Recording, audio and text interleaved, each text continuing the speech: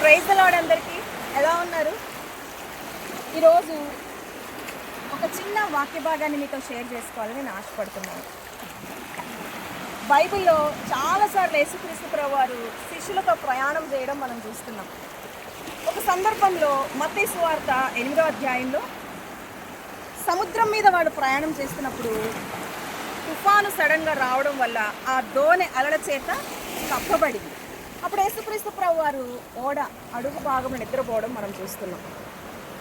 25వ వచనంలో మనం చూసినట్లయితే మత్తయి సువార్త 8వ అధ్యాయంలో ప్రభువా నశించిపోవచ్చున్నాము, మమ్మును రక్షించమని చెప్పి ఆయనను లేపి. ఇంగ్లీష్లో మనం చూసినట్లయితే save us lord, we are perishing అని ఉంటుంది. కాబట్టి వాళ్ళు ఎంతో భయపడడం మనం చూస్తున్నాం. అప్పుడు యేసుక్రీస్తు ప్రభువారు లేచి 26వ వచనంలో మనం చూసినట్లయితే అల్ప విశ్వాసులారా ఎందుకు భయపడుచున్నారని వారితో చెప్పి లేచి గాలిని సముద్రమును గద్దింపగా మిక్కిలి నిమ్మలమాయెను.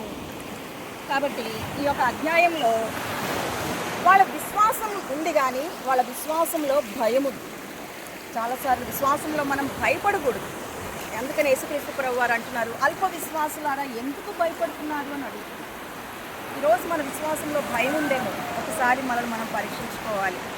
రెండో విషయము, మత్తయి సువార్త 14వ అధ్యాయంలో మనం చూసినట్లయితే అక్కడ కూడా యేసుక్రీస్తు ప్రభువారు శిష్యులతో ప్రయాణం చేస్తున్నప్పుడు వారిని అద్దరికి ముందుగా వెళ్ళవాలని వారిని కోరుతూ ఉండటం మనం చూస్తున్నాం. అక్కడ పేతురు అంటాడు ఒక సందర్భంలో యేసుక్రీస్తు ప్రభువారిని అంటాడు, ప్రభువా నీవే అయితే, 28వ వచనంలో ప్రభువా నీవే అయితే నీళ్ల మీద నడిచి నీ వద్దకు వచ్చుటకు నాకు సెలవిమ్మని ఆయనతో అనెను. 29వ వచనం ఆయన రమ్మనగానే పేతురు దోణి దిగి యేసు వద్దకు వెనుటకు నీళ్ల మీద నడిచెను, గాని గాలి చూసి భయపడి మునిగిపోసాగి ప్రభువా నన్ను రక్షించుమని కేకలు వేసెను. ఇక్కడ యేసుక్రీస్తు ప్రభువారు పేతుర్ని ఏం చెప్పాడంటే, వెంటనే చేయి చాపి అతను పట్టుకొని అల్ప విశ్వాసి ఎందుకు సందేహపడితివని అతనితో చెప్పాను. ఇంగ్లీష్లో మనం చూసినట్లయితే O you of little faith why do you doubt. చాలాసార్లు మన విశ్వాసంలో అనుమానం ఉంటుంది. కాబట్టి ఇక్కడ పేతురు కూడా యేసుక్రీస్తు ప్రభువారి వైపు చూస్తున్నంతసేపు బాగానే నడిచాడు. ఎప్పుడైతే గాలిని చూశాడో సముద్రంలో మునిగిపోవడం మనం చూస్తున్నాం. పేతురు మనసులో అనుమానం వచ్చింది కాబట్టి మునిగిపోయాడు. మన జీవితంలో చాలాసార్లు విశ్వాసం ఉంటుంది, కానీ అనుమానంతో కూడిన విశ్వాసం మనం చూస్తాం. అప్పుడు దేవుడు మనతో కూడా మాట్లాడతాడు, అల్ప విశ్వాసి ఎందుకు సందేహపడితే అని. కాబట్టి ఈరోజు మన జీవితంలో సందేహం ఉందేమో, ఒకసారి మనం పరీక్షించుకున్నాం. మూడో విషయం, మత్తయి సువార్త 6వ అధ్యాయంలో యేసుక్రీస్తు ప్రభువారు అంటారు, మత్తయి సువార్త 6వ అధ్యాయం చివరి వచనాల్లో మనం చూసినట్లయితే మీరు దేనిని గురించి చింతింపకుడి అనే మాటను మనం చూస్తాం. అక్కడ ఏమి తిందుమో, ఏమి త్రాగుదమో, ఏమి ధరించుకుందామో అని చాలాసార్లు మనం చింతపడుతూ ఉంటాం.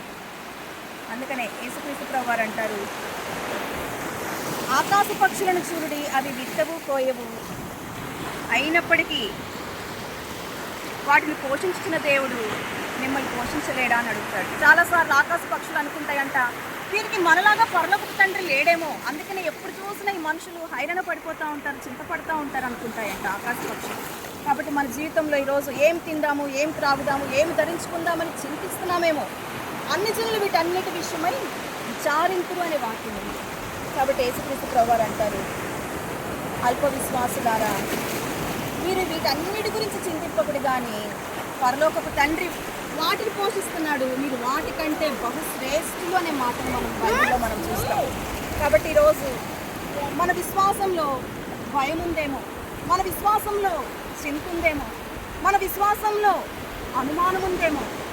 ఒకవేళ ఈ మూడు మన జీవితంలో ఉన్నట్లయితే మనము అల్ప విశ్వాసమే. అలాంటివేవి మన జీవితంలో లేకుండా విశ్వాసంలో అధికంగా రోజు రోజుకి అభివృద్ధి చెందాలని దేవుడు కోరుకుంటున్నాడు. ఈ లోకంలో శిష్యులు ఉన్నప్పుడు యేసుక్రీస్తు ప్రభువారిని ఒక్క కోరిక అడిగారు అంతే, మాలో ఉన్న విశ్వాసమును వృద్ధి చేయి ప్రభువా అని. అలాంటి కోరిక మనకు కూడా కలిగి ఉండాలి. ప్రతిరోజు ఎన్నో విషయాల గురించి మనం ప్రార్థన చేస్తాం.